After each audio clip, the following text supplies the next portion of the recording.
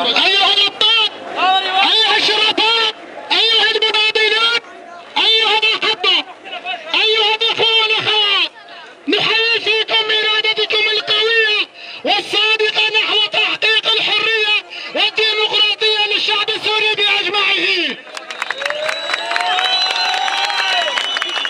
ونتمنى لكم النجاح في هذا الحراك النبيل، كما نرجو من الجميع الالتزام بوحدة الموقف الذي يجسد مطالب شعبنا العادلة مع الحفاظ على الطابع السلمي والحضاري لحراكنا الجماهيري.